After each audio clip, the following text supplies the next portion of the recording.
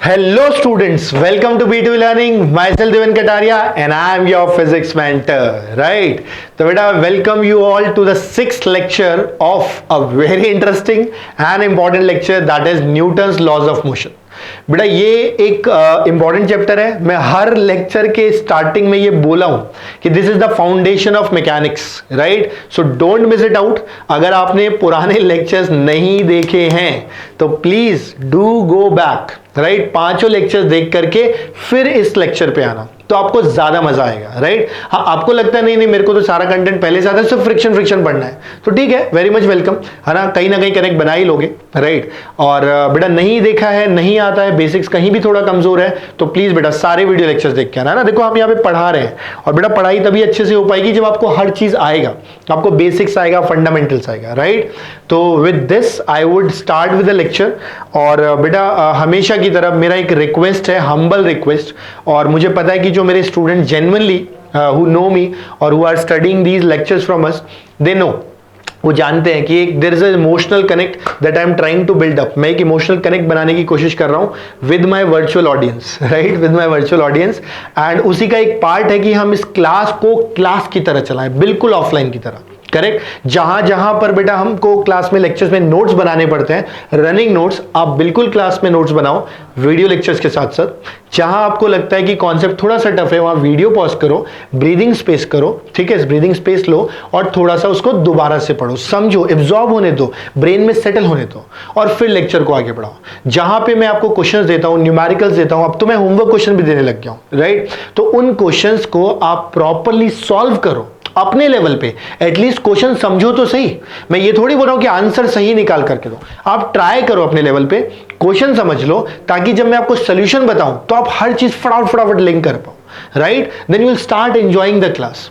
साथ साथ बेटा मैं ये भी करने जा रहा हूं, अभी तक के भी पुराने जितने वीडियो लेक्चर्स हैं, मैंने जितनी भी पीपीटीज बनाई हैं, मैं उसकी एनोटेटेड जो फॉर्म है, अभी तक मैंने ये नहीं किया था, पर मुझे कुछ सजेशंस मिले हैं, तो मैं अब क्या करने जा रहा हूं, उसकी एनोटेड फॉर्म हर लेक्चर के डिस्क्रिप्शन में पीडीएफ लिंक उसका डाल दूंगा, ठीक है? It will take a while but I will update that, तो you can also download it from there. तो आपके पास proper notes, PPT plus video lectures, everything you have, right? So with this I'll start with this lecture. It's one of my favorite topics. मुझे बहुत मजा आता है पढ़ा के, और friction I really enjoy. Tricky topic है, टफ टॉपिक है, बता रहा हूँ, पूरे मैकेनिक्स का सबसे अच्छा टॉपिक में से एक है, ठीक है? तो थोड़ा हिसाब से और संभाल के, लेकिन हम इसको आराम से लेके चलेंगे, ठीक? बोले यस सर. चलो लेट्स स्टार्ट बेटा. अरे पहले ही पॉइंट भेज देती हूँ, ठीक? अब देखो जरा ध्यान से सुनना. तो बेटा हमारे पास सबसे पहले जो हम पढ़ना चाह रहे हैं वो ये देखना चाह रहे हैं कि भाई फ्रिक्शन है क्या, भला ये दिक्कत क्या है, ये कहानी क्या है, क्या चल रहा है, क्यों हो रहा है, पहले वो समझते हैं थोड़ा सा, ठीक है? ढंग से समझ. सो मेरा सवाल है, what is friction? What is friction? जहां तक बेटा फ्रिक्शन की बात करते हैं, अगर हम वैसे देखें, थ्योरेटिकली देखें, तो friction is basically what? It's a property which opposes the relative motion in between, right? क्या है? एक प्रॉपर्टी है which opposes relative motion between two surfaces in contact. मतलब ये कि अगर हमारे पास दो सर्फेसेस है और हम उन्हें कांटेक्ट में लेके आए और हम क्या करें, दोनों के बीच में रिलेटिव मोशन करने की कोशिश करेंगे, तो कोई एक ऐसी प्रॉपर्टी होगी जो उस रिलेटिव मोशन को अपोज करेगी. बेटा उसी प्रॉपर्टी को हम क्या कहते हैं? उसी प्रॉपर्टी को हम फ्रिक्शन कहते हैं, राइट? उस प्रॉपर्टी से जो फोर्स जनरेट होती है उसे हम फ्रिक्शन फोर्स कहते हैं. आप बोलोगे सर बार बार आप रिलेटिव मोशन पे इतना स्ट्रेस क्यों दे रहे हो? इनफैक्ट आपने यहां पे येलो कलर से हाईलाइट भी कर दिया रिलेटिव मोशन पूरी डेफिनेशन के अंदर. ऐसी क्या इंपॉर्टेंस है इसकी? मैं समझाता हूं with the help of an example. बिल्कुल फोकस ब्रेन के साथ, फुल एनर्जी के साथ सुनना है. बोले ठीक है सर, सिर्फ सुनना है, लिखना नहीं अभी कुछ भी. हमने कहा हमारे पास दो ब्लॉक्स हैं, एक और दो. बोले ठीक है सर. मैंने क्या किया, ये जो दूसरा ब्लॉक था बेटा, इसके ऊपर कुछ फोर्स लगाई, कैपिटल एफ. बोले ठीक है सर, ठीक है. अब मैं चाहता हूं कि इनके बीच में फ्रिक्शन को एनालाइज करूं. ये भी सरफेस रफ है, ये भी सरफेस रफ है. बोले ठीक है सर. सबसे पहली कहानी अपोजिस रिलेटिव मोशन. ध्यान से सुनना, यानी रिलेटिव मोशन को अपोज करेगा, मतलब सरफेस के बीच में जो भी हो रहा है उसको अपोज करेगा. सरफेस आगे जाना चाहेगा तो पीछे खींचेगा, पीछे जाना चाहेगा तो आगे धक्का देगा. बोले ठीक है सर. अब सुनना ध्यान से, ये जब टू ब्लॉक को मैं आगे खींच रहा हूं कैपिटल एफ से, तो ग्राउंड से जब पूछा तो ग्राउंड ने बोला टू तो आगे जा रहा है, मैं तो नहीं जाने दूंगा, मतलब मैं इसको पकड़ के कहां खींचूंगा, पीछे। यानी इसके ऊपर बेटा ग्राउंड ने फ्रिक्शन कहां लगा दिया, पीछे की तरफ लगा दिया, यानी friction on two, correct, due to ground. बोले बहुत बढ़िया, F2G, यानी कि जब ब्लॉक आगे जाना तो प्लस जो ग्राउंड है उसने पकड़ के इसको पीछे खींचना। बोले ठीक सर। अब आगे सुनना, 1 से अगर पूछोगे तो 2 कहां जा रहा है बताओ, आप अपने दिमाग में आंसर दो, खुद से आंसर बताओ पहले कि भाई अगर 1 से पूछोगे तो 2 कहां जाते हुए दिखाई देगा आपको। आप बोलोगे सर मेरे हिसाब से तो 2 आगे जाना चाहिए। बोले हाँ या नहीं, बोले 100% करेक्ट, कोई दिक्कत नहीं होनी चाहिए। 1 से पूछने पे 2 आगे जाना चाहिए, ये तो अपोज करता है, ये क्या करेगा, अपोज करेगा। कैसे करेगा, आगे जाना चाहता है, नहीं जाने दूंगा, पकड़ के पीछे खींचेगा। यानी जो सेकंड ब्लॉक है इस पे जो फ्रिक्शन लगेगा, राइट, किसकी वजह से, 1 की वजह से, वो भी कहां लगेगा, पीछे। Friction on 2 due to 1। मैंने कहा बहुत बढ़िया। अब ध्यान से सुनना, 1 के रेस्पेक्ट में 2 आगे जाता है तो 2 के रेस्पेक्ट में 1 पीछे जाता है। आप याद करो, जब आप बस में जा रहे होते हो और कोई बाहर सड़क पे खड़ा हुआ है तो सड़क वाले के रेस्पेक्ट में आप आगे जा रहे हो, आपके रेस्पेक्ट में सड़क वाला पीछे जा रहा है, तो जब बस में आगे जाता तो आदमी पीछे जाता दिखाई देता है। बोले हाँ सर, मतलब 1 के रेस्पेक्ट में 2 आगे तो 2 के रेस्पेक्ट में 1 पीछे जाने की कोशिश कर रहा है, पीछे जा रहा है, पीछे जा रहा है, तो ये क्या बोलेगा, नहीं जाने दूंगा, राइट, रोकेगा। तो जब पीछे जाने चाह रहा है तो फ्रिक्शन आगे लग जाएगा, यानी इसके ऊपर फ्रिक्शन लग गया आगे, फ्रिक्शन ऑन 1 ड्यू टू 2। बोले सर बहुत बढ़िया। मतलब अभी तक हमने देखो 3 तरह के फ्रिक्शन लिखे। हमने कहा ब्लॉक 2 आगे जाना चाह रहा था, तो इसका मतलब ग्राउंड ने उसको रोकना चाहा, क्योंकि जो कुछ भी करोगे तो उसका अपोज करेगा। तो ये 2 आगे जाना था तो पकड़ के पीछे खींच लिया, friction on 2 due to ground. 1 के रेस्पेक्ट में भी 2 आगे जाना चाह रहा था, उसने भी पकड़ के पीछे खींचा, फ्रिक्शन ऑन 2 ड्यू टू 1। 1 के रेस्पेक्ट में 2 आगे जाना चाह रहा था तो 2 के रेस्पेक्ट में 1 पीछे जाना चाहता था, तो इसको भी इसने अपोज किया, तो पीछे जाना चाहता तो फ्रिक्शन आगे लग गया, फ्रिक्शन ऑन 1 ड्यू टू 2। तो ये जो अपोज वर्ड होता है ना बेटा, इसका काम क्या होता है, हमें डायरेक्शन बताना। तो मैं जो इतना एनर्जी इन्वेस्ट कर रहा हूं वो इस बात पे कर रहा हूं ताकि आपको फ्रिक्शन के डायरेक्शन में कोई चैलेंज ना आए कभी भी। क्लियर? बोले सर 100% डायरेक्शन क्लियर है, लेकिन अभी भी ये नहीं समझ आया कि रिलेटिव मोशन को क्यों हाईलाइट किया। अब समझाता हूं, बहुत ध्यान से सुनना। ये जो 2 ब्लॉक है, ये दोनों फ्रिक्शन मिल करके क्या इसके मोशन को अपोज कर रहे हैं? बोले यस सर। रिलेटिव मोशन को तो हमने देखा ही है, हमने कहा मोशन की भी बात करते हैं, मोशन की भी, एब्सोल्यूट मोशन। तो ये 2 आगे जाना चाहता था, दोनों फ्रिक्शन पकड़ के इसको पीछे खींच रहे हैं, मतलब अपोज कर रहे हैं। बोले बहुत बढ़िया, यानी अपोज मोशन। कोई दिक्कत? बोले कोई दिक्कत नहीं। 1 को देखो जरा ध्यान से, 1 पे इकलौती फोर्स लग रही है, और कौन सी लग रही है? फ्रिक्शन। और कहां लग रही है? आगे। जब आप एक डब्बे पे बड़ा डब्बा रख के नीचे वाले डब्बे को खींचोगे तो आपने देखा होगा ना कि बड़ा डब्बा उसके साथ, जो ऊपर रखा हुआ डब्बा है उसके साथ साथ आगे चला जाता है। बोले हाँ सर। कई बार ऐसा होता है कि एक बॉक्स उसके ऊपर एक बॉक्स, हमने नीचे वाले को खींचा, ऊपर वाला भी आगे जा रहा है। और आगे किसकी वजह से जा रहा है? बोले सर फ्रिक्शन की वजह से, और तो कोई फोर्स ही नहीं है। अब आप सोचो, यहां पे फ्रिक्शन इसे आगे लेके जा रहा है, यानी ये अगर आगे जाता है तो फ्रिक्शन की वजह से जाता है, मतलब यहां पर इट सपोर्ट्स मोशन, यानी कि ऊपर वाले ब्लॉक में फ्रिक्शन मोशन को सपोर्ट कर रहा है, नीचे वाले ब्लॉक पे फ्रिक्शन मोशन को अपोज कर रहा है। मतलब मोशन को फ्रिक्शन सपोर्ट भी कर सकता है, अपोज भी कर सकता है, लेकिन रिलेटिव मोशन को हमेशा क्या करता है? अपोज करता है। आप बोलोगे अच्छा सर इसलिए आप इतना स्ट्रेस दे रहे थे। आप ये कहना चाहते हो कि रिलेटिव मोशन को फ्रिक्शन हमेशा अपोज करेगा, लेकिन मोशन को अपोज भी कर सकता है और सपोर्ट भी कर सकता है। फिर आप बोलोगे हाँ सर आप सही बोल रहे हो, जब हम वॉक करते हैं तो चलते किसकी हेल्प से? फ्रिक्शन की हेल्प से चलते हैं, तो हमारे मोशन को क्या कर रहा है? सपोर्ट कर रहा है। क्लियर मेरी बात? तो देखो मैंने ये बताया कि फ्रिक्शन होता क्या है, एक अपोजिंग फोर्स और एक फोर्स, एक property which opposes relative motion between to surfaces in contact. तो सरफेस कांटेक्ट में है, एक दूसरे के रेस्पेक्ट में चलने की कोशिश कर रहे हैं, करेक्ट? तो फिर उस पर्टिकुलर केस में फ्रिक्शन जनरेट होता है। उसका डायरेक्शन कैसे निकालते हो? By opposing the relative motion. देख लो कि सरफेस कहां जाना चाहता है, फ्रिक्शन उसका उल्टा करता है, पकड़ के खींचता है। बोले ठीक। इसके अलावा ये मोशन को सपोर्ट अपोज दोनों कर सकता है, रिलेटिव मोशन को हमेशा क्या करेगा? अपोज करेगा। ये है फंडामेंटल्स। अभी ना थोड़ी देर और रुक जाओ, मैं पूरी थ्योरी एक बार निपटा दूं, फिर बढ़िया से आपको एग्जांपल्स कराऊंगा बहुत सारे, ठीक है। ये लंबा लेक्चर चलेगा थोड़ा सा। क्लियर यहां तक? अब एक बार इसको अपनी कॉपी में, नोट्स कॉपी में ढंग से लिख लो, उतार लो, वीडियो पॉज करके, और फिर आगे बढ़ेंगे बेटा, है ना, फिर ही आगे बढ़ेंगे। राइट? देखो बहुत एनर्जी इन्वेस्ट की है इस पार्ट पे, प्लीज समझ लेना अच्छे से, गलत नहीं होना चाहिए। इस तरह का थ्योरेटिकल क्वेश्चन आते हैं कई बार स्टेटमेंट बेस। राइट? बोले ठीक है सर, डन। अब देखो, आप आराम से वीडियो पॉज करके किए होंगे, है ना। अब मैं आगे आ गया हूं नेक्स्ट पार्ट पे। अब मैं बात करने जा रहा हूं बेटा what factors on which friction depends.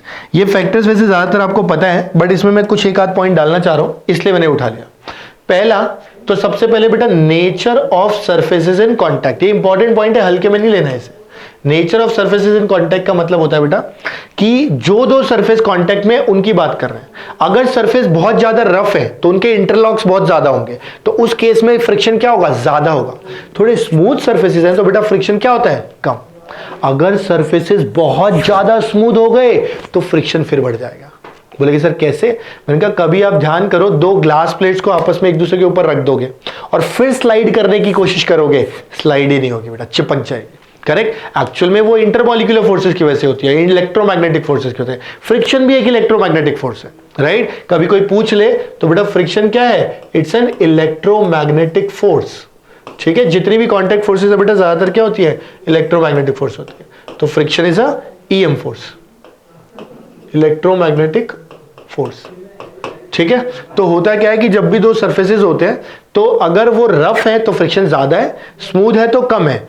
बहुत ज्यादा स्मूथनेस बढ़ गई तो फिर फ्रिक्शन बढ़ जाता है। ये आपकी नॉलेज के लिए बता रहा हूं बस। बोले ठीक।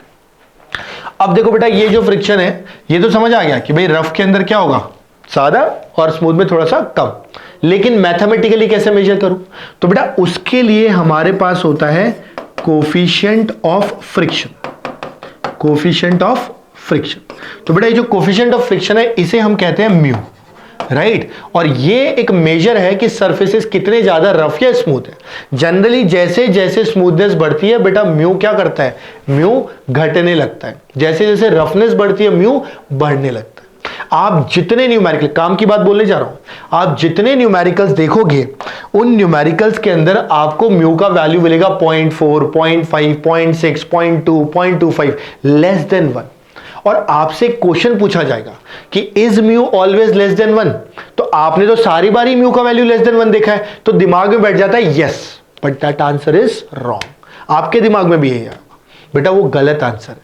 इफेक्टिवली म्यू का वैल्यू 1 से बड़ा हो सकता है, इनफैक्ट 100 भी हो सकता है। जब आप एक्सट्रीमली स्मूथ सरफेसेस की बात करते हो म्यू बहुत हाई होता है। ठीक है? तो मैं यहां क्लियरली लिख देता हूं mu can be greater than, less than और इक्वल टू 1। तीनों हो सकता है बेटा, समझ गए? 1 से बड़ा भी हो सकता है, 1 से छोटा भी हो सकता है और 1 के बराबर भी हो सकता है। बोले ठीक है sir, no problem, 100% clear. Correct? तो म्यू क्या है? एक मेजर है। किसका मेजर है? रफनेस ऑफ द सरफेस का। बोले ठीक है सर, ये पॉइंट, ये फैक्टर क्लियर। दूसरा नॉर्मल रिएक्शन। आप एक बात बताओ, ध्यान से सुनना बहुत अच्छे से। अपनी कॉपी है आपके पास, आपकी टेबल है, कॉपी साइड में करो थोड़ा सा। टेबल पे बैठ के पढ़ रहे होंगे, सोफे पे बैठ के पढ़ रहे हो, बेड पे बैठ के पढ़, तो कोई इलाज नहीं है। बाकी अगर टेबल चेयर पे बैठ के पढ़ रहे हो तो अपना हाथ लो और टेबल के ऊपर रख लो। बोले ठीक है सर। अब उसको स्लाइड करो, वो स्लाइड हो जाएगा, वो स्लाइड हो जाएगा। अब इसी हाथ के ऊपर दूसरा हाथ रखो और प्रेस करो, और अब स्लाइड करो। अब स्लाइड करने में दिक्कत आएगी। बोले सर क्यों, ऐसा क्यों हो रहा है? बेटा जब आपने दूसरा हाथ रख के दबाया तो आपने नॉर्मल रिएक्शन बढ़ा दिया।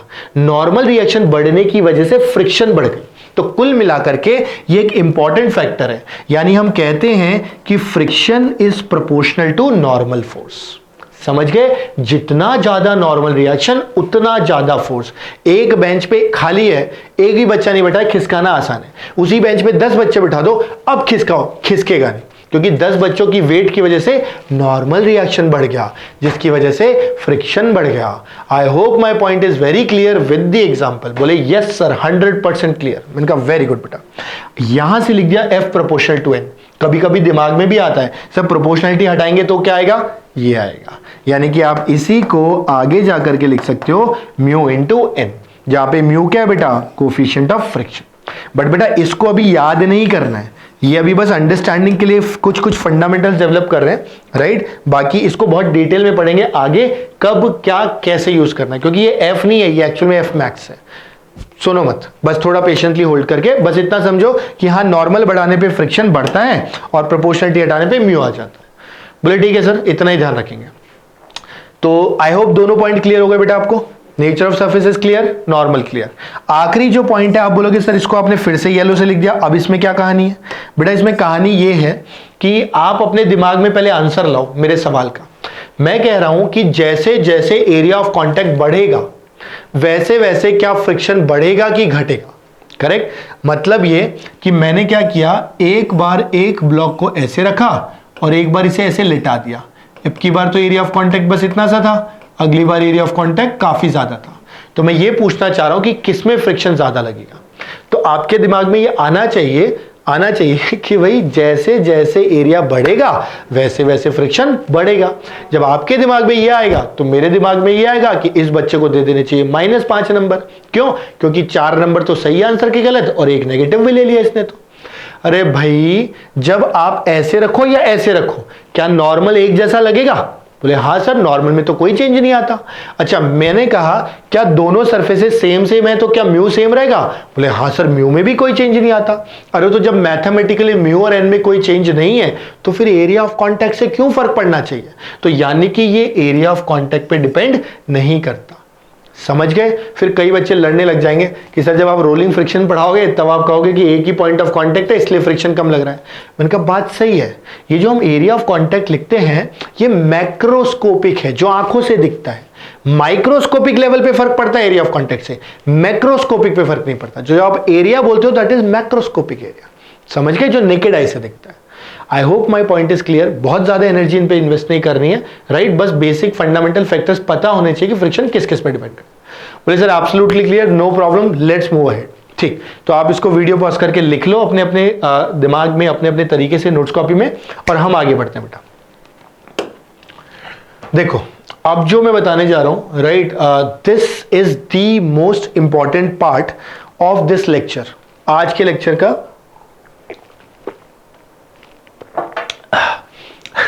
सबसे इंपॉर्टेंट पार्ट है।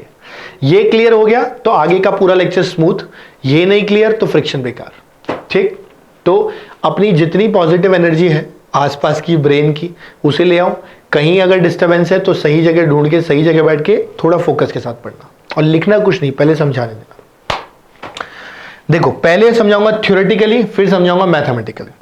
ध्यान से सुनना। तो हमने कहा सबसे पहले हम बात करते हैं थ्योरेटिकली। ठीक बेटा, हमने कहा थ्योरेटिकली अगर हम बात करें तो जो फ्रिक्शन है उसके टाइप्स 3 टाइप्स के होते हैं बेटा। Static friction, limiting friction and kinetic friction. ठीक है, स्टैटिक, काइनेटिक एंड लिमिटिंग। बोले ठीक है सर। ये एक ब्लॉक है हमारे पास, इस ब्लॉक के ऊपर बेटा हमने कुछ कैपिटल एफ फोर्स लगा के इसे आगे की तरफ धक्का दिया या आगे की तरफ खींचा। बोले ठीक, ये जो सरफेस था बेटा हमारे पास, ये सरफेस कैसा था? ये रफ सरफेस था। ठीक, और यहां पे एक ब्लॉक था। ठीक, आप थोड़ा इमेजिन करना है कि अगर एक सरफेस है और इस पे 50 किलो का डब्बा रखा है। कितने किलो का ये? बोले सर 50 किलो का है। मैंने कहा ठीक, 50 किलो का। ये 50 किलो के डब्बे पे अगर मैं थोड़ी सी फोर्स लगाऊं, मान लो डब्बा रखा है और उसको फूंक मारूं, तो फूंक मारने से क्या डब्बा चल पड़ेगा? बोले नहीं सर, किसी हालत में नहीं चलेगा। मैंने कहा वेरी गुड। फिर थोड़ी फोर्स बढ़ाया तो क्या चलेगा? बोले सर थोड़ी में भी नहीं चलेगा। मैंने कहा बढ़ाते बढ़ाते बहुत ज्यादा फोर्स लगा दी, अब चलेगा? बोले हाँ सर, बहुत ज्यादा फोर्स लगाओगे तो बिल्कुल चल जाएगा। मैंने कहा बहुत बढ़िया। मतलब एक बात तो क्लियर आ रही है कि एक पर्टिकुलर फोर्स के बाद ही चलना शुरू करता है। आप बहुत थोड़ी फोर्स लगाओगे तो नहीं चलेगा। बोले हाँ सर, ये बात तो समझ आ रही है। मतलब एक ब्लॉक पे अगर आपने 0.001 न्यूटन की फोर्स लगाई तो ये 50 kg का ब्लॉक तो नहीं हिलेगा। हाँ, फोर्स बढ़ाते जाओगे, एक टाइम के बाद चलना शुरू कर देगा। बेटा जब तक ब्लॉक नहीं चलता तब तक वो किस में रहता है? रेस्ट पे रहता है। जब तक रेस्ट पे रहता है तब तक फ्रिक्शन को क्या कहते हैं बेटा? स्टैटिक फ्रिक्शन कहते हैं। Static friction. बढ़िया से बात समझ आई?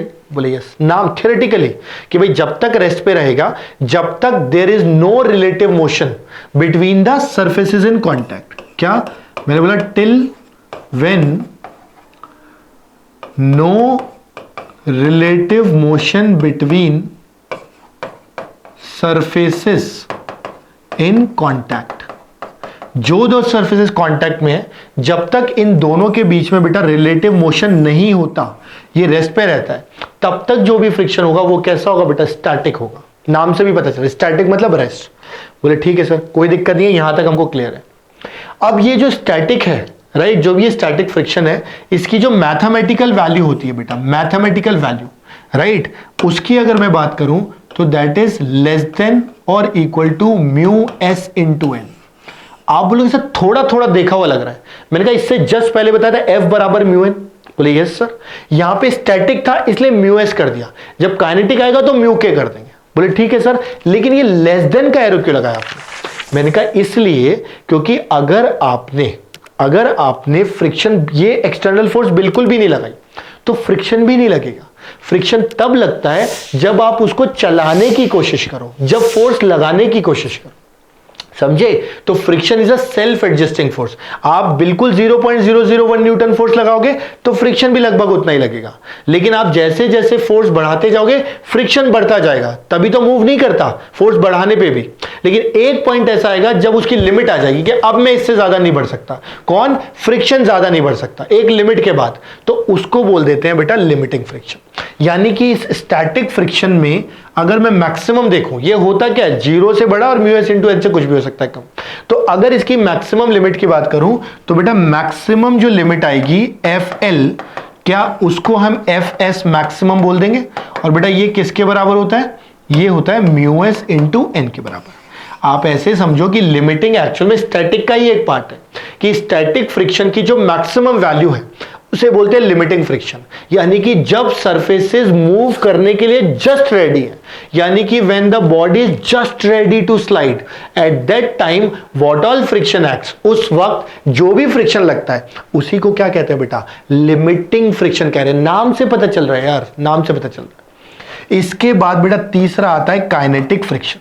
भाई आप ही ने कहा कि एक लिमिट के बाद चलना शुरू करेगा, मतलब पहले रेस्ट पे लिमिट में आ गया तो इस स्टेप तक रेस्ट पे था, स्टैटिक का मैक्सिमम, लिमिटिंग, अब चलने लग गया। जैसे ही चला, राइट, उसके अंदर आ गया बेटा काइनेटिक का मतलब जब मोशन में आ जाए, व्हेन रिलेटिव मोशन स्टार्ट्स। मैंने क्या कहा? व्हेन आर एम मतलब रिलेटिव मोशन बेटा क्या स्टार्ट्स, करेक्ट। तो जैसे ही रिलेटिव मोशन बेटा स्टार्ट करता है तो उस वक्त जो भी फ्रिक्शन लगता है उसे क्या कहते हैं बेटा, काइनेटिक। और बेटा इसका जो फॉर्मूला होता है, एक तो उसे एफ के लिख देते हैं, एफ के साथ साथ इसे क्या लिख देंगे, म्यू के इंटू एन। यानी इफेक्टिवली अगर देखोगे बेटा तो इफेक्टिवली ये वही है, म्यू इंटू एन, लेकिन अब की बार काइनेटिक था तो इसलिए क्या लगा दिया, म्यू के लगा दिया। तो अब आपको थियोरेटिकली समझ आया होगा कि जब तक रिलेटिव मोशन ना हो स्टैटिक होता है, स्टैटिक की जो मैक्सिमम वैल्यू है वो लिमिटिंग होती है, और जैसे रिलेटिव मोशन हो गया, चलने लग गया, काइनेटिक हो गया। फॉर्मूले में अगर बात करें, मैथमेटिकल फॉर्मूले की बात करें, तो स्टैटिक फ्रिक्शन बेटा लेस देन और इक्वल टू क्या होता है, म्यू एस इंटू एन, मतलब 0 से लेके म्यू एस इंटू एन तक कुछ भी हो सकता है, करेक्ट। जहां तक लिमिटिंग की बात करें तो limiting mu S into N होता है, करेक्ट। मैं हाईलाइट भी कर देता हूं, देखो ये हो गया म्यू एस इंटू एन, यहां पे लेस देन और equal to mu S into N, correct. जहां पे म्यू एस क्या होता है, coefficient of static kinetic friction, correct. उसी तरह से बेटा जब चलना शुरू कर देगा तब ये क्या हो जाएगा, म्यू के इंटू एन। तो स्टैटिक की जगह काइनेटिक था तो इसलिए म्यू के आ गया, एफ में भी क्या आ गया, के आ गया। बोले ठीक है सर, यहां तक ये क्लियर है कि थ्योरेटिकली स्टैटिक, लिमिटिंग और काइनेटिक क्या होता है, और फॉर्मूले में ये तीनों चीजें क्या होती है। अब इसको थोड़ा सा मैथमेटिकली एक एग्जांपल से आप समझाओ। मैंने कहा मैं बिल्कुल समझाऊंगा, आप बस इतने पार्ट को एक बारी के लिए कॉपी कर लो, वीडियो पॉज करो यहां पे और आराम से कॉपी कर लो। Take your time, breathe in, absorb करो, समझो, कोई हड़बड़ी नहीं है। ये थोड़ा सा क्रिटिकल पार्ट है जो बता रहा हूं, तो थोड़ा सा हिसाब से समझोगे तो ये चैप्टर आपके पूरा ग्रिप में आ जाएगा। बोले ठीक है sir, done, let us give some time, ठीक है, राइट। चलो मैं बढ़ता हूं बेटा आगे, है ना, मैं बढ़ता हूं। और अब मैं आ गया हूं example, mathematical. Again this is the same important, बहुत ध्यान से सुनना। तो मैंने कहा बेटा, ध्यान से सुनना, मैंने कहा कि भाई हमारे पास एक एग्जाम्पल लेते हैं। एग्जाम्पल में देखो हम क्या क्या ले रहे हैं। हम कह रहे हैं कि भाई हमारे पास एक 10 kg का ब्लॉक है, ये सरफेस रफ है, तो इसका जो म्यू एस है वो बेटा 0.4 है, और जो म्यू के है वो 0.35 है, ठीक है। या एक काम करता हूं 0.3 कर देता हूं, 0.3। बोले सर एक बात आपने लिख दी कि स्टैटिक का कोफिशिएंट 0.4 और म्यू के 0.3, तो क्या हमेशा काइनेटिक वाला जो होगा वो म्यू एस से थोड़ा सा कम होगा? मैंने कहा यस ऑलवेज। मैं भी इसको नोट बनवा के लिखवा दूंगा, अभी सिर्फ सुनते जाओ और क्यों कम होगा वो भी समझाऊंगा, अभी सुनते जाओ जब ग्राफ बनाऊंगा तो। बोले ठीक है सर। अब मैं क्या करने जा रहा हूं, जब मुझे म्यू एस पता है तो मैं एफ एस लिख दूं। बोले एफ एस क्यों लिखोगे सर, एफ एल लिखो। एफ एस तो कुछ भी हो सकता है क्योंकि वो तो लेस देन और equal to mu S into N है। तो मैंने कहा यस, ध्यान से सुनना, एफ एल होगा बेटा म्यू एस इंटू एन। बोले हाँ सर आपने फॉर्मूला लिखा था। जहां तक नॉर्मल की बात होगा बेटा, क्या नॉर्मल एम जी के बराबर होगा? बोलेंगे यस। और एम जी अगर देखोगे बेटा तो यहां देखो 10 के जी का वैल्यू 10 ले लेते हैं तो ये आ जाएगा 100। बोले ठीक है सर। 0.4 इंटू 100 करने का मतलब बेटा 40 न्यूटन। बोले ठीक है सर। इसी तरह से सर एफ के जो आएगा ये आएगा 30 न्यूटन। बोले ठीक है सर। यानी हमारे पास एफ एल आ गया, एफ के आ गया, नॉर्मल आ गया। बोले ठीक है सर। यहां पे मैंने एक फोर्स लगाई कैपिटल एफ, ठीक है। और अब मैं क्या करने जा रहा हूं, इसी का एनालिसिस करने जा रहा हूं। एनालिसिस मतलब मैं एक तरफ कैपिटल एफ लिखूंगा और एक तरफ स्मॉल एफ लिखूंगा। बोले सर ये स्मॉल एफ क्या? मैंने कहा बेटा फ्रिक्शन, ठीक है। एक तरफ हम फ्रिक्शन लिखेंगे, एक तरफ कैपिटल एफ लिखेंगे। ध्यान से सुनना, कैपिटल एफ मैंने डाला 0, मतलब मैंने कोई फोर्स ही नहीं लगाई और आपसे फ्रिक्शन पूछ लिया। और ये क्वेश्चन आता है, इफेक्टिवली क्वेश्चन आता है, आपसे बोलता है लैंग्वेज में, देखो कैसे फंसा देता है बच्चों को। ये एक ट्रिक है, लैंग्वेज ट्रिक। आपको बोलेगा एक block is placed on a surface, correct, mu is given, ma'am is given, find friction acting on it. बच्चा बेचारा इमोशनली ड्रिवन फटाक से आंसर निकाल के देता है म्यू इनटू एन, फट से बिना दिमाग लगाए, और खुश हो जाता है एकदम हर्षोल्लास से, बिल्कुल मतलब समझ रहे हो, माहौल बन गया बिल्कुल कि यार हाँ हाँ हाँ मेरा तो आंसर आ गया, मेरे को तो 4 नंबर मिल गए। जबकि सच ये कि आपका आंसर गलत है। गलत? बोले क्यों सर? मैंने कहा बेटा जब बोल रहा है कि ब्लॉक इज प्लेस्ड मतलब रखा गया है, उस पर कोई फोर्स नहीं लगाया, कोई फोर्स नहीं लगाया तो रिलेटिव मोशन ही नहीं होना चाह रहा। जब रिलेटिव मोशन की टेंडेंसी नहीं है तो फ्रिक्शन नहीं आएगा। मतलब जब कैपिटल एफ 0 तो friction 0, it is not mu into N. तो ये अभी तो समझ आ रहा है कॉन्सेप्ट। जब लेकिन क्वेश्चन की लैंग्वेज में होता है ट्रिक तो फिर फंस जाते हैं, भावनाओं में बह जाते हैं। बिल्कुल नहीं बहना है बेटा, भावनाओं को मतलब भावनाओं में बिल्कुल नहीं बहना, समझ गए, साइड में रखना है उनको। तो कुल मिला के इफ यू से मतलब इफ अ क्वेश्चनर से कि a block is placed on a surface, mu is given, mass is given, find friction, friction पता करो, आप बोलोगे 0 क्योंकि सिर्फ रखा हुआ है। बोले ठीक है सर। अब मैंने क्या किया बेटा, ध्यान से सुनना, मैंने इस पे लगाया 20 न्यूटन का फोर्स। 20 जब मैंने 20 लगाया तो मैंने देखा ब्लॉक तो हिला ही नहीं। बोले क्यों नहीं हिला? अरे क्योंकि ये बैठा है ना फ्रिक्शन, और फ्रिक्शन मैक्सिमम कितना है, 40 न्यूटन। मतलब 40 न्यूटन तक तो ये आपको हिलने नहीं देगा। मतलब जब तक फोर्स 40 से कम है ये नहीं हिलने देगा, ये रिलेटिव मोशन होने नहीं देगा। समझ गए बात को? ऐसे समझो आपने 20 लगाया, वो ज्यादा ताकतवर है फ्रिक्शन, उसके बाद 40 तक की हिम्मत है। समझे बात को? बोले ठीक है सर। तो फिर आप पूछोगे कि सर ये तो समझ आ गया कि मतलब ये नहीं हिलेगा, ये मूव नहीं करेगा। अगर मूव नहीं करेगा तो फ्रिक्शन कितना लगेगा? मैं बोलूंगा बेटा फ्रिक्शन लगेगा 20। आप में से कुछ बच्चे तो एग्री कर जाएंगे, आप में से कुछ बच्चे बोलेंगे हाँ सर चल तो रहा नहीं है, चल नहीं रहा मतलब क्या होना चाहिए, इक्विलिब्रियम में। आपने कैपिटल एफ आगे लगाया है, फ्रिक्शन कहां लगेगा, पीछे लगेगा, तो इक्विलिब्रियम मतलब capital F should be equal to small F, इसलिए ये 20 तो ये भी 20। कई बच्चों को एक्सप्लेनेशन समझ आ जाएगी, बट कुछ बच्चे ऐसे सोचेंगे, कंफ्यूज होंगे, सर 40 क्यों नहीं लिखा हमने? मैंने कहा बेटा आप सोचो, अगर फ्रिक्शन 40 लगता और आगे 20 लग रहा है तो 20 नेट पीछे आ गया तो ब्लॉक ही पीछे भाग जाता। सोचो कितना ही अजीब हो रहा है कि मैं आगे धक्का दे रहा हूं और फ्रिक्शन पीछे भाग रहा है, ब्लॉक पीछे भाग रहा है, कैसा हो सकता है? आप बोलोगे नहीं सर ये ज्यादा हो रहा है, ये नहीं हो सकता। मैंने कहा बिल्कुल बेटा मैं यही बोल रहा हूं, ये ज्यादा हो रहा है, ये नहीं हो सकता। तो कुल मिला के कहानी ये है कि जब तक ये हिलेगा नहीं तब तक ये इक्विलिब्रियम में रहेगा, जब तक ये इक्विलिब्रियम में रहेगा तब तक इस पे फोर्स बैलेंस रहेगी, जब तक इस पे फोर्स बैलेंस रहेगी, जितना कैपिटल एफ उतना स्मॉल एफ। बोले सर ओहो बहुत बढ़िया बात बताई आपने। तो इसका मतलब आप ये कहना चाह रहे हो कि जब तक फ्रिक्शन स्टैटिक रहेगा, क्योंकि हिलेगा नहीं मतलब स्टैटिक, तब तक फ्रिक्शन कैपिटल एफ के बराबर होगा। मैंने कहा यस, इसको मैं नोट बनवा के लिखवाऊंगा, अभी तसल्ली करो। इसका मतलब तो सर अगर 39.9 लगा दिया तो क्या ये हिलेगा? मैंने कहा ना, 40 तक तो हिलने नहीं देगा। मतलब 39.9 पे फ्रिक्शन भी कितना आएगा, 39.9। बोलेगा सर इसका मतलब 40 पे, मैंने कहा 40।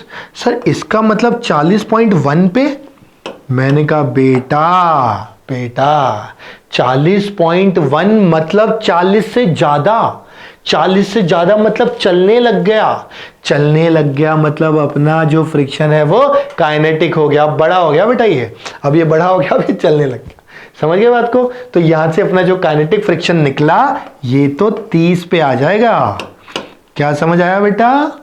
बोले सर ये समझ आया कि जैसे ही चला फ्रिक्शन क्या हो गया, काइनेटिक, यानी कितना निकल के आ गया, 30। बोले सर तो अगर इसको मैं 40,000 कर दूं तो? मैंने कहा कर दो, क्या फर्क पड़ता है, ये 30 ही रहेगा, क्योंकि काइनेटिक फ्रिक्शन हमेशा म्यू के इंटू एन होता है, फिक्स्ड।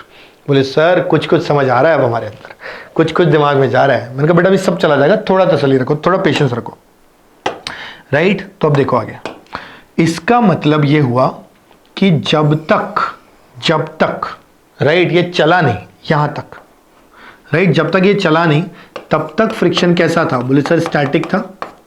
स्टैटिक के अंदर जो इसकी मैक्सिमम स्टैटिक की वैल्यू थी एफ एस मैक्स, इसी को हम क्या बोलते थे, लिमिटिंग फ्रिक्शन, मतलब एफ एल। बोले ठीक। जैसे ही चला इसको आपने क्या बोल दिया, काइनेटिक का मतलब एफ के। बोले ठीक, यहां तक कोई दिक्कत नहीं है, 100% क्लियर? बोले 100% क्लियर। जब तक चला नहीं स्टैटिक है तब तक कैपिटल एफ और स्मॉल एफ सेम, जैसे ही चला उसके बाद बेटा जो फ्रिक्शन है वो फिक्स कितने पे आ गई, वो एफ के पे आ गई, जो कि कितना होता है, म्यू के इंटू एन। बोले बहुत बढ़िया सर, कोई दिक्कत नहीं अभी तक। मैंने कहा ठीक है बेटा ध्यान से सुनना, अगर मैं प्लॉट भी कर दूं फ्रिक्शन वर्सेस कैपिटल एफ, तो आप खुद देखो बेटा, आप खुद देखो, मैं सीधे बना देता हूं। इनिशियली ध्यान से देखोगे तो जैसे जैसे स्मॉल एफ बढ़ रहा है वैसे वैसे कैपिटल एफ बढ़ रहा है, या कैपिटल एफ के साथ साथ स्मॉल एफ प्रोपोर्शनल है, इसलिए एक स्ट्रेट लाइन आ गई। बोले ठीक है सर। इसके बाद एकदम से ये घट के देखो यहां तक कितना पहुंच चुका था, बोले सर 40, एकदम से घट के कितने पे हुआ बेटा, 30। 30 के बाद बेटा ये क्या हो गया, कांस्टेंट। यानी कि अगर आप ध्यान से देखोगे तो ग्राफ भी ऐसा बनेगा बेटा। ये ग्राफ कभी भी स्ट्रेट लाइन नीचे मत लाना, ये कर्व होता है छोटा सा, ठीक है ना, अदरवाइज डिफाइन नहीं रहेगा। उसके बाद ये कांस्टेंट हो जाएगा हमेशा 30। यानी कि अगर आप दूसरी भाषा में देखना चाहो बेटा तो ये जो पार्ट है, ये जो पार्ट है, ये कौन सा वाला पार्ट था बेटा, ये वाला स्टैटिक पार्ट था। बोले ठीक है सर। और ये वाला जो पार्ट था, ये वाला कैसा था, ये काइनेटिक पार्ट था। बोले ठीक है सर, कोई दिक्कत नहीं। यानी कि यहां तक आई होप आपको सारी बात समझ आ चुकी है कि ये जो पार्ट है, ये वाला पार्ट बेटा ये स्टैटिक है, और ये वाला जो पार्ट है ना, जब यहां पे फ्रिक्शन पहुंच चुका है, ये वाला पार्ट ये काइनेटिक है। बोले हाँ सर 100% क्लियर है, अभी तक कोई डाउट नहीं है, 100% क्लियर? बोले 100% क्लियर। मैंने कहा वेरी गुड। अब आप इसको अच्छे से कॉपी करो, और अब मैं आपको बताता हूं इसी में से कितने क्वेश्चंस बनते हैं। जितने पॉइंट्स बताऊंगा वो सब कहीं ना कहीं किसी ना किसी फॉर्म में आपको न्यूमेरिकल की फॉर्म में मिलेंगे, और उसके बाद हम बस एक आध पॉइंट और थ्योरी का लेंगे, फिर हम न्यूमेरिकल्स पे आ जाएंगे, ठीक है। तो ये लेक्चर अब थोड़ा सा प्रोसीड कर रहा है, थोड़ा मेच्योरिटी स्टेज में आ रहा है, तो मैं आपसे एक्सपेक्ट करूंगा कि आप अभी एक बार वीडियो पहले इसको पॉज करो, पूरा कॉपी करो, और एक बार अभी तक जितना फ्रिक्शन नोट किया आपने एक बार उसको रिवाइज कर लो, क्योंकि अब थोड़ा मेच्योरिटी स्टेज में आ रहा है, और फिर उसके बाद आगे बढ़ना बेटा। बोले ठीक है सर, हम यहीं पे वीडियो पॉज कर लेते हैं, आप आगे कंटिन्यू करो। मैंने कहा ओके बेटा। अब देखो ध्यान से सुनना, इसमें क्या क्या काम की चीजें, बहुत काम की चीजें निकलेंगी। सबसे पहले मैं बात करता हूं बेटा एक नोट की, ठीक है। मैं किसकी बात करने जा रहा हूं, नोट। तो बेटा देखो नोट नंबर जो 1 है ना, नोट की बात करने जा रहे हैं, ठीक। नोट नंबर 1 वो ये आपसे पूछेगा कि स्टैटिक फ्रिक्शन काइनेटिक से ज्यादा या कम, ज्यादा या कम। आप देखो पिछली स्लाइड पे चलते हैं, अगर आप ध्यान से देखोगे तो काइनेटिक कितना था, 30। यानी जब आप 0 से 20 देखते हो, 0 से 20 ये स्टैटिक ही तो है। बोले हाँ सर। ये वाला स्टैटिक काइनेटिक से कम है। बोले यस सर। ये वाला पार्ट देखते हो स्टैटिक का, तो ये काइनेटिक से क्या है, ज्यादा। और स्टैटिक 20 के बाद 30 भी तो आएगा, जब आप 30 लगाओगे तो 30 आएगा, मतलब बराबर भी है। मतलब अगर आप देखो इफेक्टिवली ये जो पूरी लाइन है, ये पूरी लाइन किसकी है, स्टैटिक, और ये काइनेटिक। मतलब इतने पार्ट में अगर मैं देखूं तो स्टैटिक काइनेटिक से ज्यादा, इस पॉइंट पे देखूं तो स्टैटिक काइनेटिक के बराबर, और नीचे वाले पार्ट पे देखूं तो स्टैटिक काइनेटिक से कम। मतलब ये कि अगर हम देखें तो बेटा स्टैटिक फ्रिक्शन काइनेटिक से कम, बराबर या ज्यादा, तीनों हो सकता है। क्या बात समझ आती है? बोले यस सर। मैंने कहा वेरी गुड। दूसरा आपसे पूछेगा लिमिटिंग फ्रिक्शन क्या होगा। बेटा लिमिटिंग फ्रिक्शन अनडाउटेडली काइनेटिक से क्या होता है, ज्यादा। देखो पिछली वाली स्लाइड में अगर आप देखोगे लिमिटिंग का मतलब ये पीक पॉइंट, और ये पीक पॉइंट हमेशा काइनेटिक से क्या होता है बेटा, ज्यादा। यानी कि आप कह सकते हो कि लिमिटिंग हमेशा काइनेटिक से ज्यादा होगा। आपसे कारण भी पूछ सकता है। आप ऐसे समझो बेटा कि ध्यान से देखेंगे तो इफेक्टिवली ये जो दो है ना, ये सरफेसेस, इनमें इंटरलॉक्स होते हैं कहीं ना कहीं। तो जब तक रेस्ट पे रहता है इंटरलॉक्स है, जैसे ही रेस्ट से काइनेटिक हुआ इंटरलॉक्स टूट गए। अब इंटरलॉक्स टूटने की वजह से कहीं ना फ्रिक्शन कम हो जाता है, कहीं ना कहीं फ्रिक्शन कम हो जाता है, इसीलिए काइनेटिक लिमिटिंग से क्या होता है, कम होता है। बोले ठीक है सर। थर्ड पॉइंट, लिमिटिंग का फॉर्मूला फिक्स था म्यू एस इंटू एन, और इसका फॉर्मूला फिक्स था म्यू के इंटू एन। यहां से एन से जब एन को काटोगे तो एक चीज निकल के आगे, mu S is greater then Q के। ये भी हमेशा होल्ड करता है। अब इन दोनों में देखो क्वेश्चन कैसे कंफ्यूज करता है। आपको स्टेटमेंट देगा which of the following is correct. वो एक होगा coefficient of static friction is greater than coefficient of kinetic friction, true. एक बोलेगा static friction is greater than kinetic friction, false. Limiting friction is greater than kinetic friction, true. I hope this is clear. तो ये तीनों point आपको crystal clear होंगे, ये मैं मान करके चल रहा हूं, राइट। ये अभी तक नोट 1 2 3 अभी और आएंगे, राइट। तो ये तीनों को अच्छे से कॉपी में कॉपी कर लो, ढंग से समझ लो और फिर आगे बढ़ना है बेटा, राइट। बोले यस सर। हम बात करते हैं पॉइंट नंबर 4 की, नोट नंबर 4 की। 4 काफी ज्यादा इंपॉर्टेंट है न्यूमेरिकल के पॉइंट ऑफ व्यू से। यानी अगर मैं न्यूमेरिकल के पॉइंट ऑफ व्यू से देखूं बेटा तो this is really really important. ठीक है, देखो आपको जब भी फ्रिक्शन पूछा जाए, जब भी फ्रिक्शन पूछा जाए, सबसे पहले ये चेक करना कि वो मूव कर रहा है या काइनेटिक पे है कि रेस्ट पे है। यानी कि या तो वो कहां पर होगा, रेस्ट पे, ठीक है। रेस्ट का मतलब होता है बेटा नो रिलेटिव मोशन, और या फिर वो मूव कर रहा होगा। अगर मूव करेगा तो मतलब रिलेटिव मोशन, ठीक। अगर मूव कर गया बिना दिमाग लगाए, friction equal to mu into N, जहां पे ये म्यू के होता है। अगर म्यू के और म्यू एस अलग अलग नहीं दिया हो, 90% क्वेश्चन में म्यू के और म्यू एस मतलब सिर्फ म्यू दे देता है, तो आप यहां पे म्यू एस भी लिख सकते हो। जो भी म्यू दे रखा है वो दे देना। अलग से दिया है तो काइनेटिक बिना सोचे समझे, और नहीं अलग अलग दिया तो म्यू। बोले sir no issues at all, 100% clear, this will take care. मैंने कहा वेरी गुड बेटा। इसी तरह से बेटा जब हम बात करते हैं नो रिलेटिव मोशन और रेस्ट, तो इस केस में फ्रिक्शन जो है वो हमेशा कैपिटल एफ के बराबर होगा। यानी जितना एक्सटर्नल फोर्स लगा है उतना का उतना फ्रिक्शन, क्योंकि रेस्ट पे है, इक्विलिब्रियम में है, राइट। ये हमने बहुत अच्छे से डिटेल्ड में एग्जांपल में देख लिया, राइट। तो अब ये दूसरा नोट खत्म हुआ है, इसे ढंग से कॉपी कर लेना, न्यूमेरिकल के लिए बहुत जरूरी है। अभी 5-7 क्वेश्चन लूंगा, हर चीज एकदम क्रिस्टल क्लियर हो जाएगी, फिर अब फ्रिक्शन आपके हाथों में आ जाएगा, समझ लेना। मतलब हाथों में क्या आ जाएगा, मतलब ग्रिप में आ जाएगा। बोले ठीक है sir, no problem, perfectly done, let's move head. अब मैं आगे बढ़ने जा रहा हूं बेटा, ठीक है। मैं बढ़ने जा रहा हूं आगे, ये लास्ट थ्योरी का पार्ट है। थ्योरी यहां पे फ्रिक्शन की मैं खत्म कर दूंगा और सिर्फ न्यूमेरिकल बचेंगे, जिसको आपको भी करने में मजा आएगा और इंटरेस्ट आएगा, ठीक है। तो थोड़ा पेशेंस के साथ ये लास्ट वाला पार्ट भी कंप्लीट करते हैं और फिर आगे बढ़ते हैं न्यूमेरिकल्स पे, ठीक है बेटा, राइट राइट। देखो सबसे पहले देखते हैं, है ना, 2 चीजें। एक है बेटा angle of friction, angle of friction, और दूसरा बेटा एंगल ऑफ रिपोज। दोनों आराम से सुनना, बहुत आराम से। ये ना एक रफ सरफेस था, ये ऐसा एक रफ सरफेस था, ठीक। जो भी कांटेक्ट सरफेसेस होते हैं, एक और सरफेस इसके साथ कांटेक्ट में कहीं से आया होगा, इधर से 2 सरफेसेस इन कांटेक्ट। हमने कहा इनकी जो नॉर्मल रिएक्शंस होंगी, दोनों के बीच में कांटेक्ट फोर्सेस होंगी ना। बोले यस सर। वो कांटेक्ट फोर्सेस क्या होंगी, किसी किसी डायरेक्शन में होंगी, और वो कोई इधर होंगी, जैसे कोई किसी की फोर्स, एक काम करता हूं ना, एरो से बनाता हूं सिस्टमेटिकली। देखो कोई यहां होगी, कोई यहां होगी, कोई यहां होगी, कोई यहां होगी, कोई इस तरीके से होगी, ठीक है, इस तरह से, ऐसे अजीब अजीब से अनाप शनाप डायरेक्शंस में होगी। तो मैं क्या करने जा रहा हूं, मैं इन सबका ना रिजल्टेंट बनाने जा रहा हूं। तो जब मैंने इन सबका रिजल्टेंट बनाया तो वो रिजल्टेंट मुझे ऐसा कुछ दिखाई दिया, मानो, ठीक, ऐसा कुछ। कोई डाउट इसके अंदर? सबका रिजल्टेंट, मतलब कुल मिलाकर के ये जो 2 रफ सरफेसेस थे बेटा, इनका जो नेट रिजल्टेंट कांटेक्ट फोर्स आया वो आर इधर आ गया, बोले ठीक है sir, no problem at all, no problem at all. ठीक, अब देखो अच्छे समझना बेटा, थोड़ा ध्यान से एनर्जी के साथ। हमने कहा ये जो कांटेक्ट फोर्स आया इसके मैं दो कंपोनेंट लिख सकता हूं। बोले लिख दो सर, कोई दिक्कत नहीं है। हमने कहा ये जो एंगल है इसे थीटा लिखता हूं। बोले कौन से को? वर्टिकल और नेट कांटेक्ट फोर्स। मैंने कहा ये जो कंपोनेंट आएगा ये आएगा आर साइन थीटा, और ये जो कंपोनेंट आएगा ये आएगा आर कॉस थीटा। बोले ठीक है sir, no problem at all, so far all is good. अब मैंने कहा ये जो हॉरिजॉन्टल कंपोनेंट आपके पास आया, ठीक, इसे कहते हैं फ्रिक्शन। बोले क्या कहते हैं? फ्रिक्शन। देखो ध्यान से देखना क्या लिखा है मैंने यहां पे, इसे कहते हैं बेटा फ्रिक्शन। और ये जो वर्टिकल कंपोनेंट आया इसे कहते हैं नॉर्मल। आपने दो ही तो फोर्सेस पढ़ी हैं अभी तक, राइट? मतलब काफी सारी पढ़ी है, ये दो भी पढ़ी है, नॉर्मल और फ्रिक्शन। तो नॉर्मल असल में क्या है?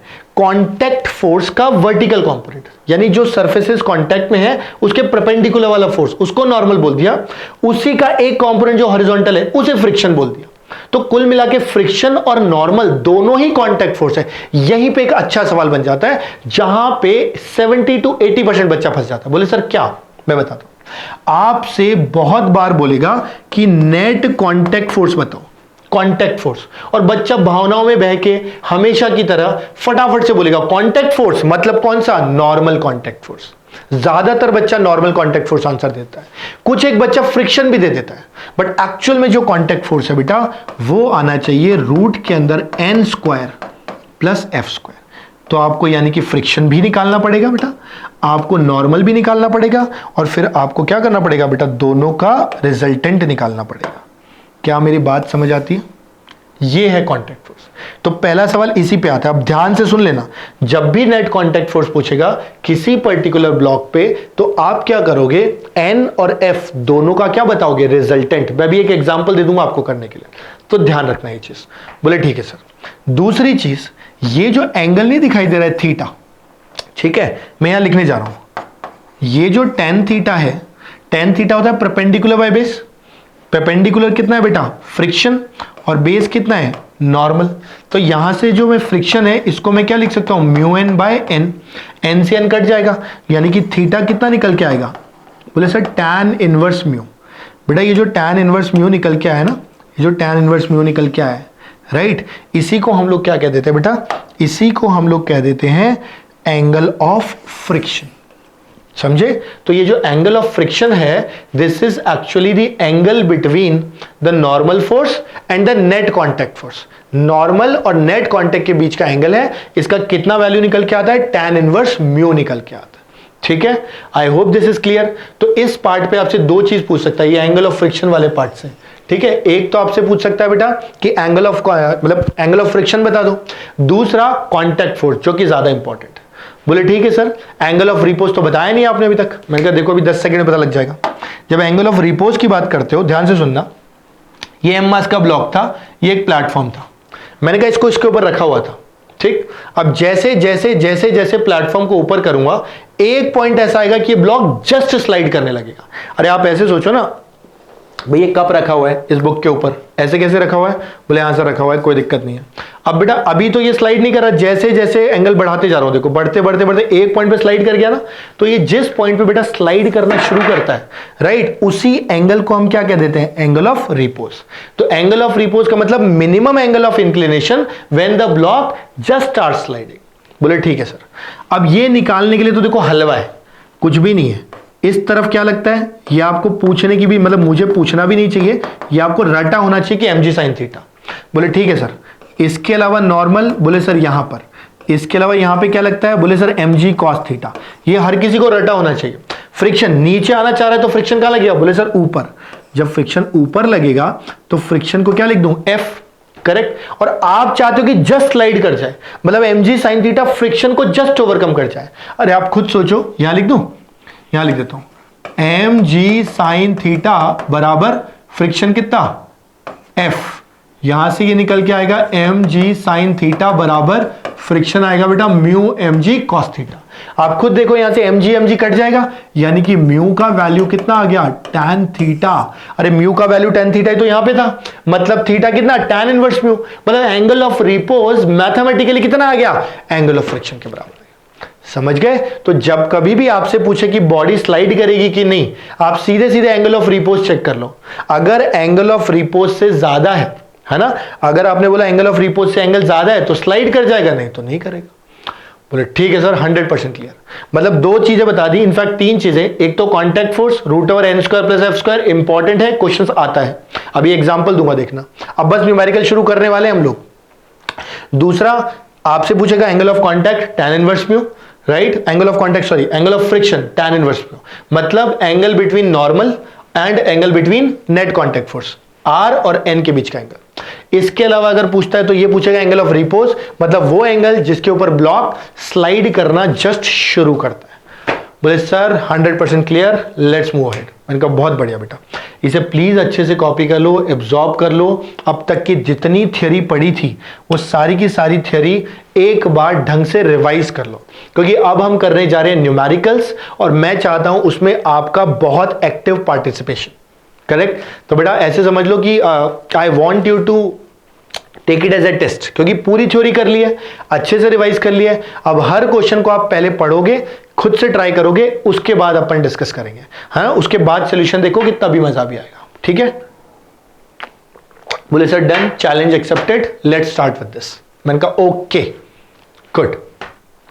वीडियो पॉज वॉज करके सारा काम कर लेना, थ्योरी पूरी रिवाइज कर लेना, फिर क्वेश्चंस करना। ठीक है? मैं स्टार्ट करता हूं पहला सवाल। देखो पहला सवाल ये दे रखा है, अब बेटा बस अब लेक्चर में बस न्यूमेरिकल्स बचे हैं, फिर ये लेक्चर खत्म हो जाएगा।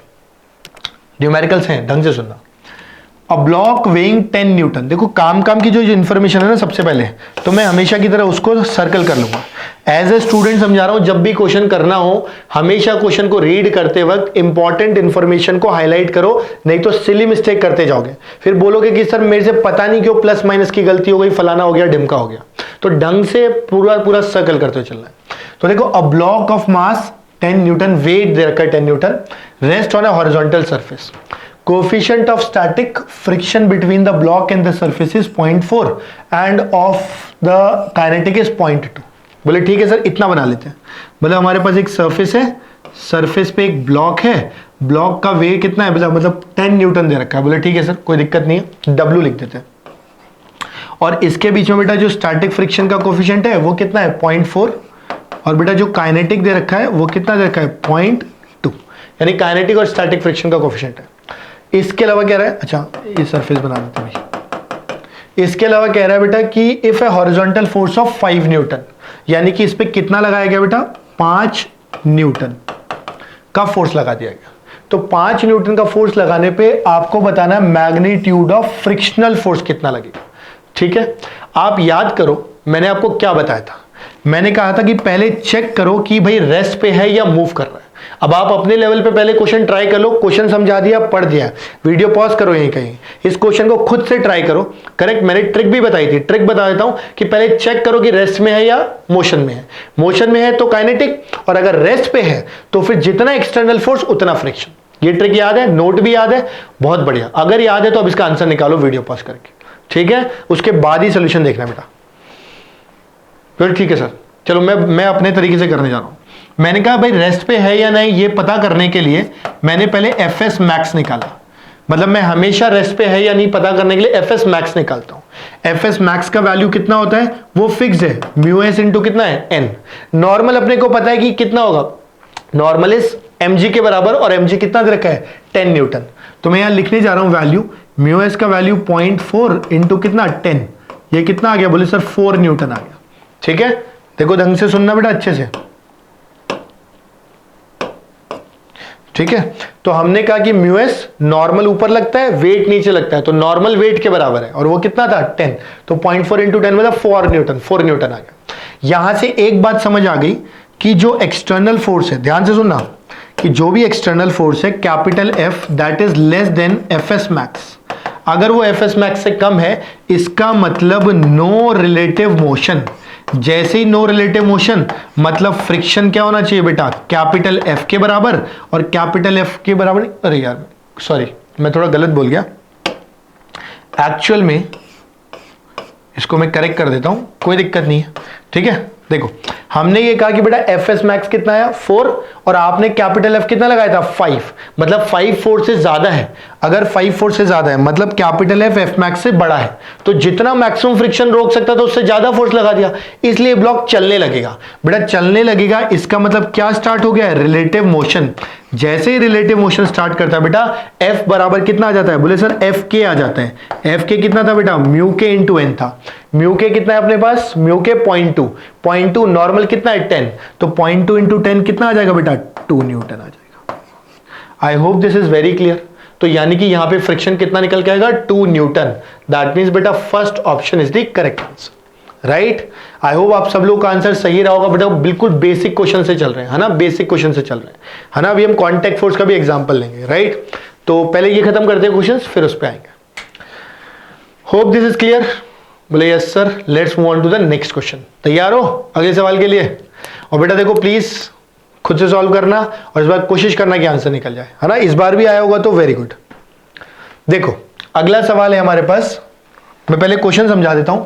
अ block of mass small M, यानी कि यहां पे एक स्मॉल एम मास का ब्लॉक है, ये स्मॉल एम है। बोले ठीक है सर, हॉरिजॉन्टल सरफेस पे रख दिया है और म्यू कोफिशिएंट ऑफ फ्रिक्शन है, ये भी मैं लिख देता हूं, ठीक है। यहां पे जो कोफिशिएंट ऑफ फ्रिक्शन है बेटा वो कितना है, बोले म्यू है। इसके अलावा अपने को ये बोला गया है कि static the body and the surface it is kept in equilibrium. This is an important information बेटे, काम की चीज है कि ये पूरा का पूरा सिस्टम कहां पर है, इक्विलिब्रियम में। बोले ठीक है। इसके अलावा कह रहा है बाय वेट डब्ल्यू, यानी ये जो डब्ल्यू नहीं टंग रहा, देखो यहां पर ये जो वेट डब्ल्यू टंग रहा है इसकी हेल्प से इक्विलिब्रियम में है। बोले ठीक है, होने दो, क्या दिक्कत है अपने को।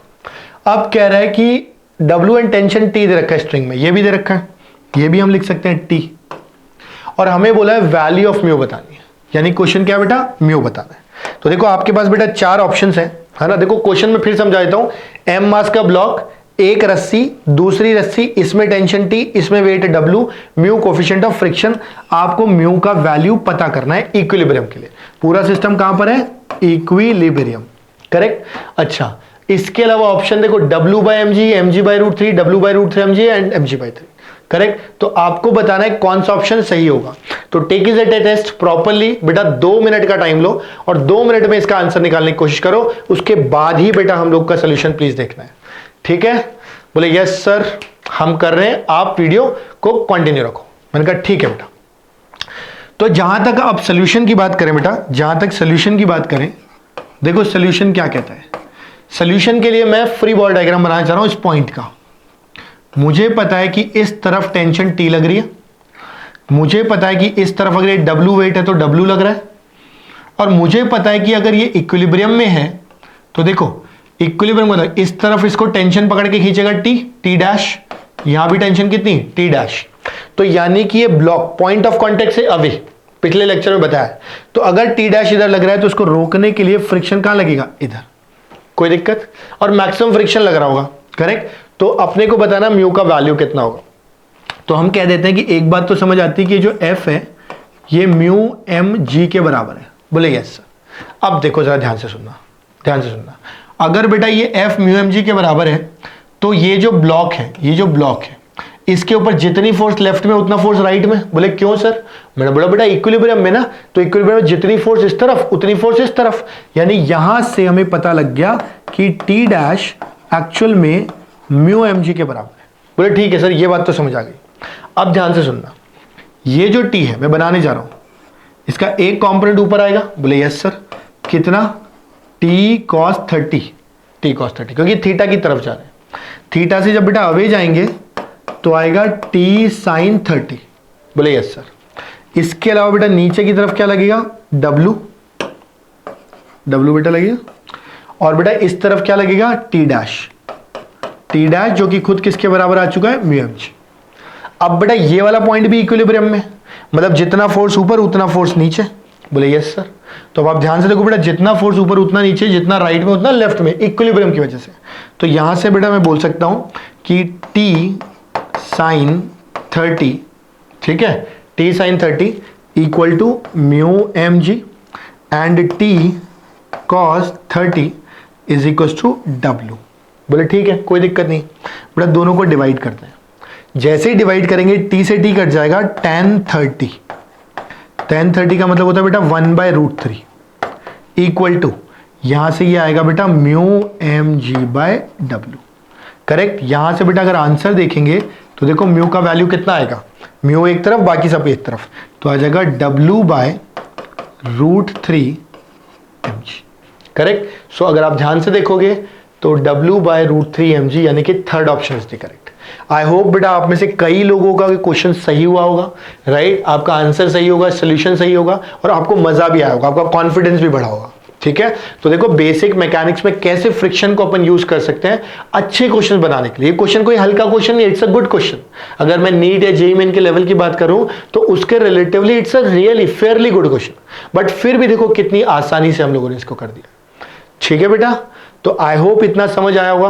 प्लीज थोड़ा पानी वानी पीते रहो बीच बीच में, नहीं तो ढेर हो जाओगे, है ना। क्योंकि देखो अपना जो क्लास चल रहा है, अपन क्या है ज्यादातर टाइम सिर्फ पढ़ाई की बात करते हैं, तो कम से कम फालतू बातें होती हैं, थोड़ा सा एनर्जी ज्यादा इधर उधर नहीं जाता, तो थोड़ा सा तो रिग्रेसिव रहता है और थोड़ा सा बेटा ये हेक्टिक भी है। मैं मजाक नहीं कर रहा हूँ, सीरियसली बोल रहा हूँ। करेक्ट। तो मेरा रिक्वेस्ट ये है कि बीच में वीडियो पॉज करके थोड़ा थोड़ा पानी वानी पीते रहा करो, ड्राई फ्रूट्स अपने पास रखा करो, बादाम खाते रहा करो, थोड़ा सा अच्छा फील करेगा, राइट। तो एक बार और इस क्वेश्चन को रिवाइज कर लो, अच्छे से समझ लो और फिर मूव करते हैं बेटा अगले क्वेश्चन के ऊपर।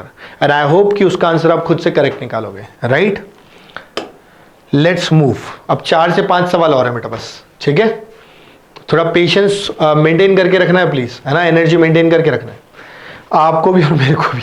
ठीक है, तो देखो क्वेश्चन क्या कह रहा है, मैं लाता हूं अपनी एनर्जी वापस।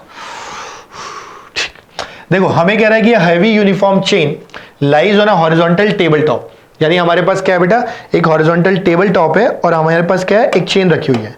तो हम पहले टेबल बना देते हैं भाई, टेबल टॉप ऐसा कुछ, बोले ठीक है बना दी, यानी कि हमने क्या किया, एक टेबल बना दी और इस टेबल पे एक चेन रखी हुई है। आपको बोल रहा है coefficient of friction between the chain and the table is 0.2, यानी अपने को म्यू का वैल्यू गिवन है। बोले ठीक है कोई दिक्कत नहीं है। इसके अलावा what is the maximum friction of the length of the chain that can hang down, मतलब ये कि ये चेन एक्चुअल में इस पे ऐसे रखी हुई है और इसका कुछ पोर्शन बेटा हैंग कर रहा है। तो ये आपसे पूछ रहा है कि ये कितना मैक्सिमम पोर्शन हैंग कर सकता है, ये निकाल के दे दो। x का maximum value, total length of the chain कितनी मान लेते हैं बेटा, l मान लेते हैं। अगर l मान लेंगे तो बेटा ये इफेक्टिवली कितना बचेगा, बोले l - x बचेगा। करेक्ट, कितना बच जाएगा, l - x, यहां लिख देता हूं। ठीक, तो I hope question is very clear कि आपके पास एक m मास की चेन है, m मास की लेंथ कितनी है बेटा, टोटल l - x ऊपर है, x नीचे हैंग कर रही है, x का मैक्सिमम वैल्यू बताना है। कोएफिशिएंट ऑफ फ्रिक्शन 0.2 दे रखा है।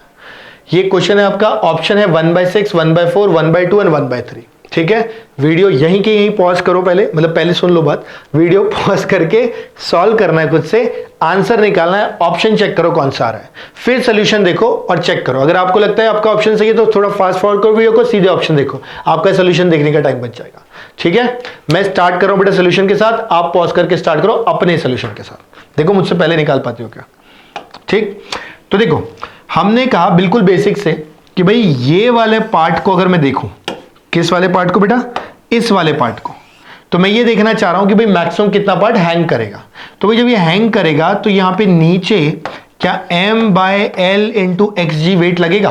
बोले सर ये क्या लिख दिया आपने, मैंने कुछ नहीं किया है, मैंने जो हैंगिंग पार्ट है उसका वेट नीचे लिख दिया है। नहीं, हैंगिंग पार्ट मतलब मास पर यूनिट लेंथ इंटू जितने लेंथ का मास चाहिए था इंटू जी। कुल मिला के ऐसे समझो कि अगर टोटल स्ट्रिंग का मास m है तो ये जो हैंगिंग पोर्शन होगा इसका मास कुछ m' होगा ना, तो ये एक्चुअल में m' है जो इसको पकड़ के नीचे खींच रहा है। बोले ठीक है सर, आप पूछ सकते हो कि सर ये m'/m/l इंटू x क्यों आया। बेटा यूनिटरी मेथड कई बार बता चुका हूं कि भाई l लेंथ का मास अगर m है तो यूनिट लेंथ का मास m/l है, तो x यूनिट का कितना आ जाएगा, m/l इंटू x। 10 केले क्या 10 केले 100 रुपए के, तो 1 केला 10 रुपए का, 4 केले 40 रुपए के। ये वो है बेटा लीनियर, मतलब बेसिक, समझ रहे हो, बेसिक्स, बिल्कुल बेसिक्स। ठीक, अब देखो ये इधर खींच रहा है, इसके अलावा दिमाग से सुनना है बेटा, इसके अलावा बेटा ये जो पोर्शन है ना, इसके ऊपर क्या ये इधर जाना चाहता है, क्योंकि जब इसको खींचोगे तो इधर जाएगा, तो इस पे फ्रिक्शन लगेगा बेटा यहां पर। ये फ्रिक्शन इसे रोकेगा। तो अगर आप चाहते हो कि ये हैंग करता रहे मैक्सिमम, तो मैक्सिमम के केस में बेटा एम डैश जी फ्रिक्शन के बराबर होना चाहिए। एम डैश को हम लिखते हैं बेटा M by L into X into G. Friction को देखो हम क्या लिखेंगे, म्यू इंटू नॉर्मल। आपको पता है बेटा नॉर्मल कहां लगेगा, इस तरफ, और किसके बराबर लगेगा, एम डबल डैश जी। अब लोग साहब ये एम डबल डैश क्या है बेटा, ये जो पार्ट ऊपर है ना इसका मास, क्योंकि इसी के मास या वेट की वजह से तो नॉर्मल आएगा। बोले हाँ सर ये बात तो सही है।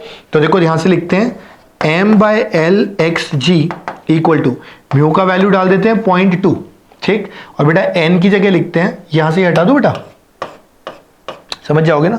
यहां से लिख देंगे बेटा एन की जगह M by L into L minus X into G, ठीक है। इतने पार्ट का वेट लिख दिया।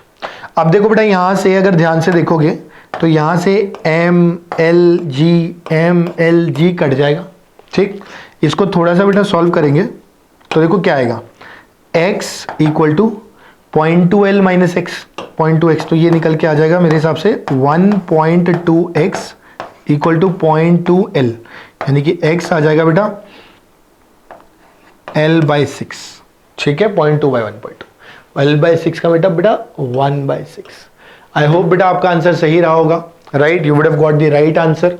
तो अगर सही है well and good, appreciate yourself, खुद की तारीफ करो, खुद की पीठ थपथपाओ और अच्छा फील करो। और अगर लगता है कि नहीं गड़बड़ है तो फिर आइडेंटिफाई करो कि मिस्टेक कहां रह गई, गलती कहां पे हो गई है, उसे सर्कल करो और आगे के लिए एज ए लर्निंग एक सीख की तरफ से ले लो, ठीक है बेटा। सो विद दिस ये पार्ट अपना कंप्लीट हुआ है, ये क्वेश्चन। अब हम कुछ और न्यूमेरिकल्स पे चलते हैं, ठीक है। So let's start with further numericals. आप प्लीज एक बार वीडियो पॉज करके सोल्यूशन कॉपी कर लेना अगर कहीं भी आपको कुछ भी तरह का चैलेंज आया तो, ठीक है। Let's move on. हो आप भी सोच रहे हो यार खूब लंबा लेक्चर हो गया, मेरे को मुझे भी लग रहा है वैसे तो, राइट, बट बेटा ये जरूरी है, फ्रिक्शन को वन गो में खत्म करना है, इसको पार्ट में ब्रेक नहीं कर सकते, ठीक है। तो चलो आगे बढ़ते हैं। देखो अभी हमें बोला है body is placed on a rough horizontal surface. ये बहुत कॉमन क्वेश्चन है और एडवांस लेवल का क्वेश्चन है जिसमें बच्चा भर के गलती करता है। मैं आपको क्वेश्चन दूंगा, समय दूंगा करने के लिए, और फिर मैं आपको बताऊंगा इसका सही सॉल्यूशन क्या है। मुझे लगता है कि काफी बच्चे आप में से बेटा वो गलती करेंगे, ठीक है। Let's start. आपको बोला है find minimum force required to slide the block along the surface. कुछ नहीं है, एक m मास का ब्लॉक है और म्यू कोफिशिएंट ऑफ फ्रिक्शन है। आपने इसको इस पे रख दिया रफ सरफेस पे, आपको पता है कि भाई फोर्स लगाओगे तभी चलेगा। पूछ रहा है कम से कम कितनी फोर्स लगाऊं कि ये स्लाइड कर जाए। आपके पास 4 ऑप्शन होंगे, उसके अंदर से एक ऑप्शन होगा बेटा म्यू एम जी, करेक्ट। आप एक बार अपने लेवल पर ट्राई कर लो कि भाई फ्रिक्शन म्यू एम जी आएगा कि नहीं आएगा। अगर आएगा तो आपको भी पता है कि कम से कम उतनी फोर्स लगनी चाहिए कि स्लाइड करने के लिए, और वही आपका आंसर बन जाएगा, करेक्ट। तो एक बार सोच लो वीडियो पॉज करके अभी के अभी, और फिर अपना आंसर अपने दिमाग में रख लो या कॉपी में लिख लो, फिर मैं आपको सोल्यूशन बताता हूं, ठीक है। आई होप आपने लिख लिया होगा, ठीक। अब देखो तो बात यह है कि बेटा जनरली बच्चे बोलते हैं mu M G is the answer, but mu M G is not the correct answer. कारण क्या है, म्यू एम जी तब होता है जब फोर्स ऐसे लगती, तो मैक्सिमम फ्रिक्शन को अपने को क्या करना है, ओवरकम करना है। Mu M G would have been the answer. But बेटा आपको ये थोड़ी बोला है कि फोर्स इधर लगनी चाहिए कि इधर लगनी चाहिए। मिनिमम फोर्स के लिए तो कहीं भी लगा सकते हो, तो वो एक्चुअल में थीटा एंगल पे लगती है, समझे बात को। और बेटा ये जो एफ मिनिमम निकल के आती है बेटा, ये निकल के आती है mu M G upon root over 1 plus mu square. इसका डेरिवेशन बेटा आप खुद कर लेना अगर करना है तो। कैसे, F cos theta F sine theta, M G नीचे नॉर्मल ऊपर, तो पहले नॉर्मल निकालना, फिर कैपिटल जो भी फ्रिक्शन लगेगा, फ्रिक्शन इस तरफ लगेगा ना, फ्रिक्शन लगेगा म्यू इंटू एन, तो म्यू नॉर्मल आप निकाल चुके हो और उसको मैक्सिमाइज कर देना, करेक्ट। तो बेटा वहां से जो मिनिमाइज कर देना, तो जो एफ मिनिमम निकल के आएगा वो आएगा mu M G upon root over 1 plus mu square. Please मेरा तो सजेशन यही है कि इसको घोट के पी जाना, मतलब इसको याद कर लेना एज एन एक्सप्रेशन। तो जब भी आपसे बोले find minimum force, right, required for a block to move on the smooth surface, beta please remember this expression mu mg upon root over 1 plus mu square. It's a good question, अच्छा सवाल है बेटा, बढ़िया सवाल। और बच्चे गलती करते हैं, भर के गलती करते हैं, फ्लो में, भावनाओं में बह के, हमें नहीं बहना, ठीक है। तो इसे अच्छे से घोट करके पी जाना है, ठीक है। बोले यस सर, ठीक। आगे बढ़ो बेटा अगले सवाल पे। आई होप ये कॉपी कर लिया है ना, अच्छे से कॉपी करना, ठीक है। आराम से पानी वानी पी लो, सांस ले लो बढ़िया से, ठीक है। और अब मैं जा रहा हूं बेटा अगले पार्ट पे। अगला जो पार्ट है उसके लिए यूनिवर्स की जितनी एनर्जी है आपके अंदर बेटा, आपको सबको वापस लाना पड़ेगा और एक साथ लाना पड़ेगा, क्योंकि अब मैं बात करने जा रहा हूं 2 ब्लॉक सिस्टम की, जो कि बच्चों को सबसे ज्यादा परेशान कर। 2 ब्लॉक्स, और इसमें 2 ही तरह के सवाल आते हैं, मैंने दोनों तरह के सवाल उठा लिया, ठीक है। तो अच्छे से समझना, पूरी एनर्जी को लेके आओ, ब्रेन को फोकस करो, अच्छे से पानी पी लो और एकदम ढंग से, तमीज से, इत्मीनान से, प्यार से सुनना है। वर्ड सर रेडी हम लोग।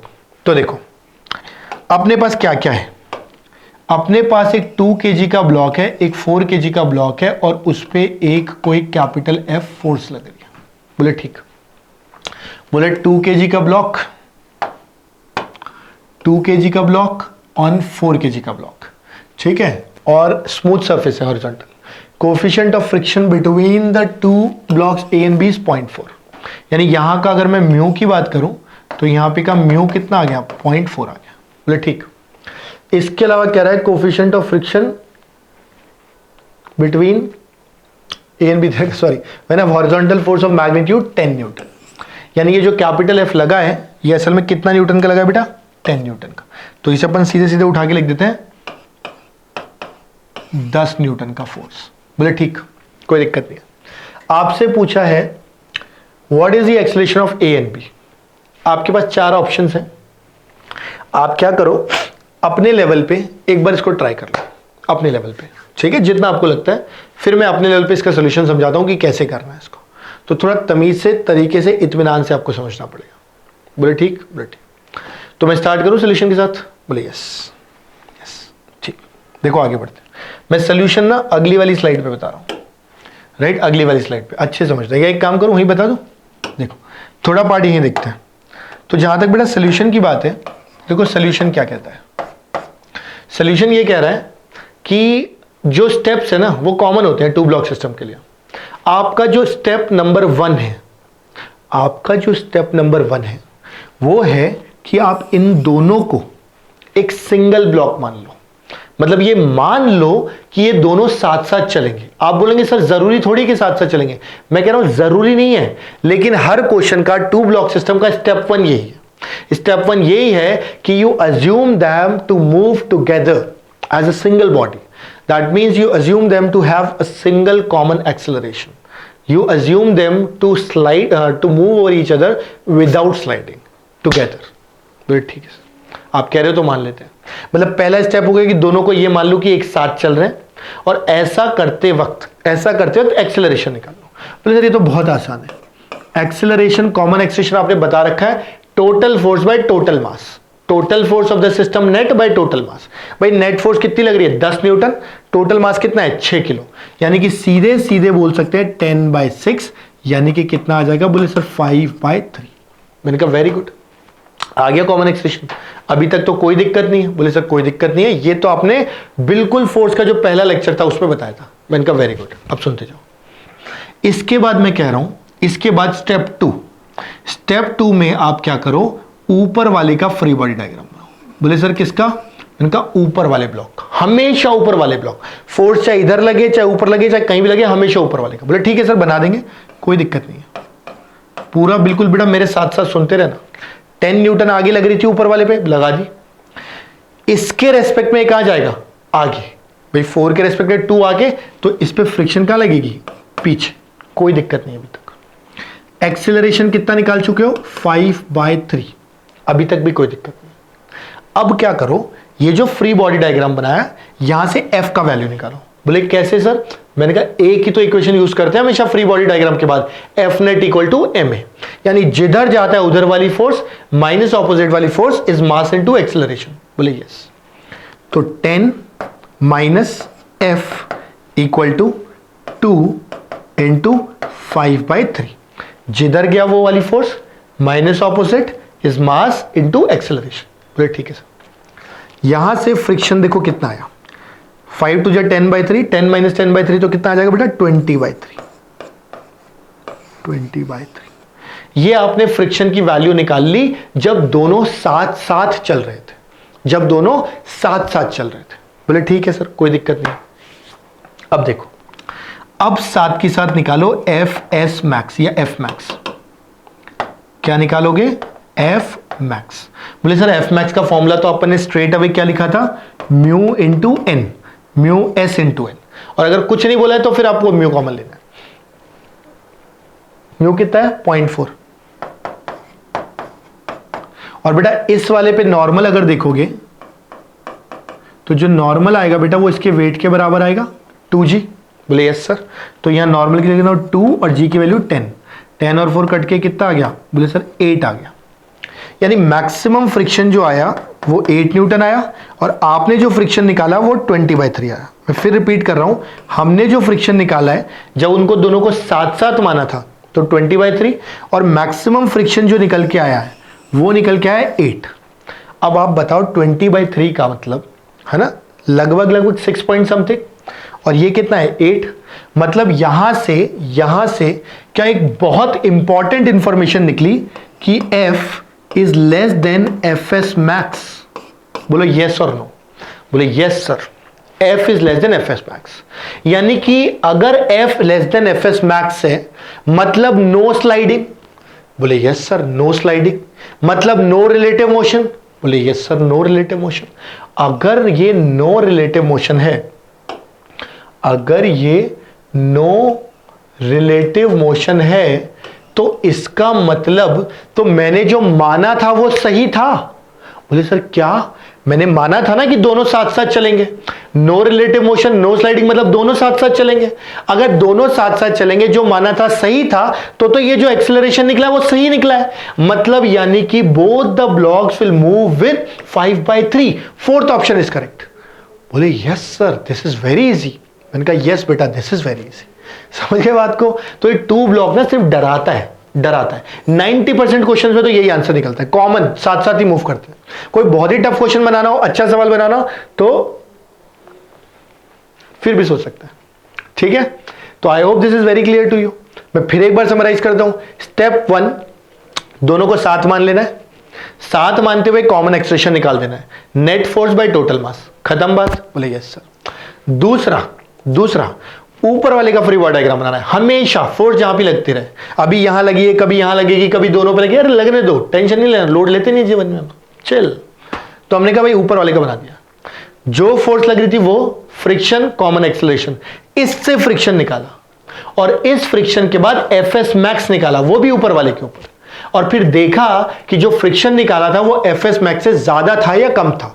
वो कम निकला यानी F less then F max, मतलब नो स्लाइडिंग। मतलब जो मैंने अज्यूम किया था वो परफेक्टली सही था। इसका मतलब दोनों साथ साथ चलेंगे और इसी एक्सेलरेशन से चलेंगे। यही हमारा आंसर है। आई hope this is very clear.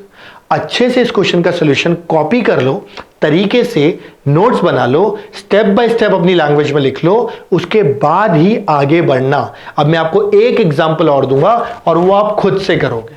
You understood the point? उसका सॉल्यूशन मैं नहीं बताऊंगा, राइट? मैं हिंट दूंगा लेकिन आप सॉल्यूशन खुद बताओगे और आप आंसर निकाल के दोगे, राइट? तो let's move on to the next problem.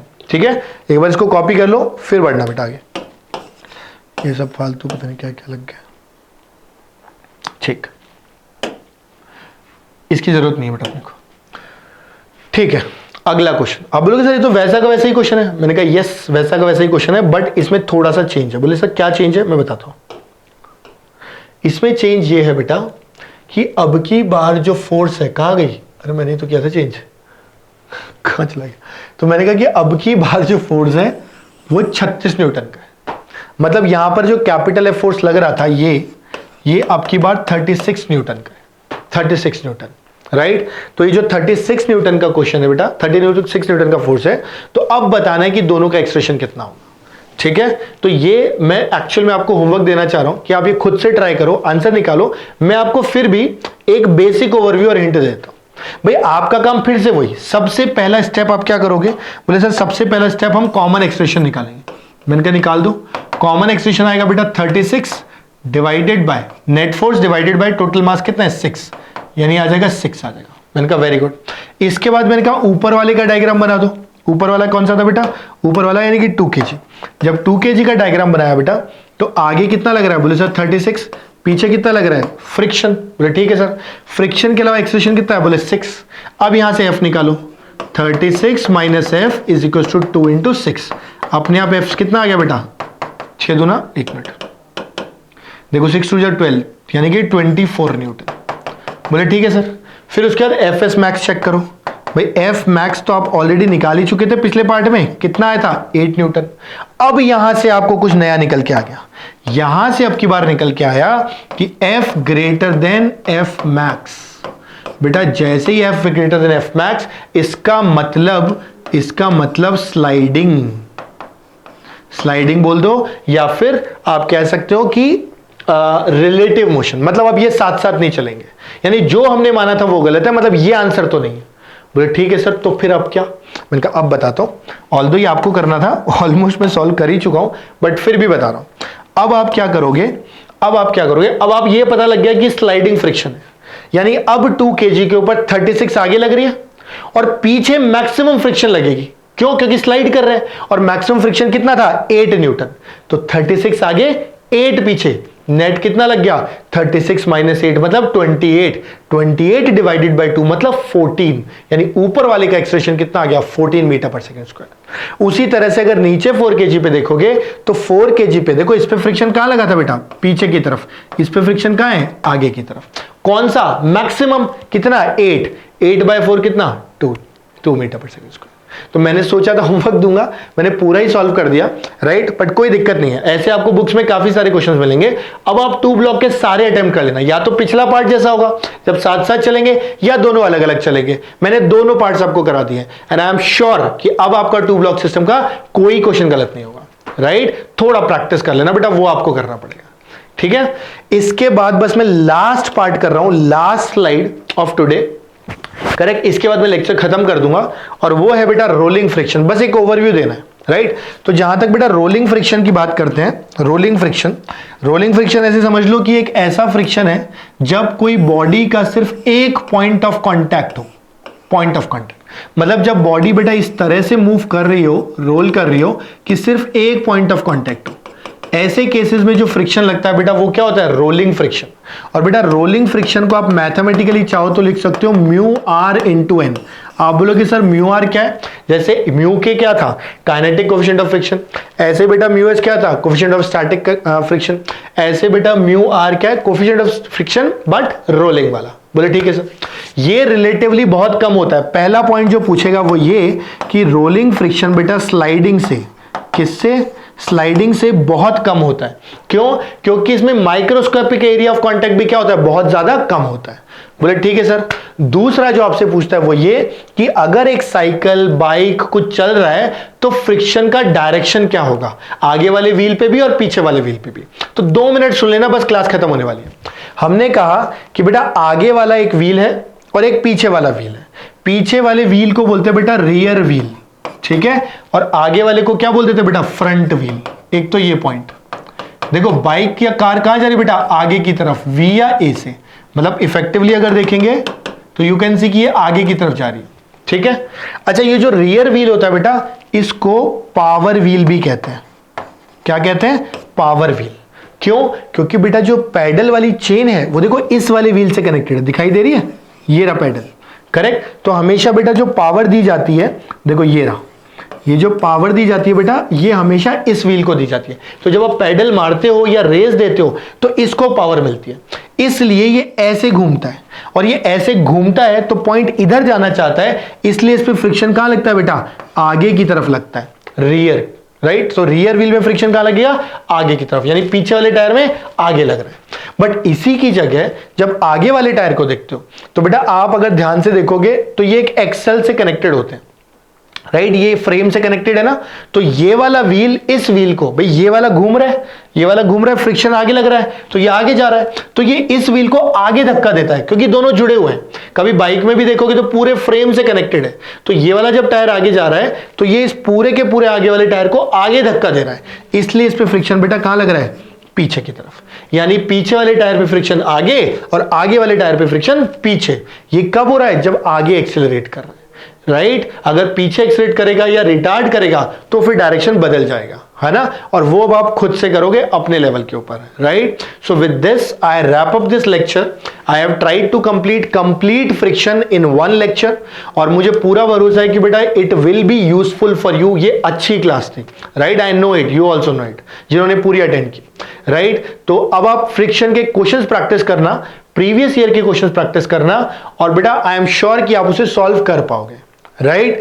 So with this we conclude the class. I again request everybody to please share this class with your friends to maximum people जिनके साथ आप share कर सकते हो, जो पढ़ना चाह रहे हैं, right? उनका कुछ हेल्प हो जाएगा, right? इसके अलावा I also request you to keep studying बेटा in this tough time also.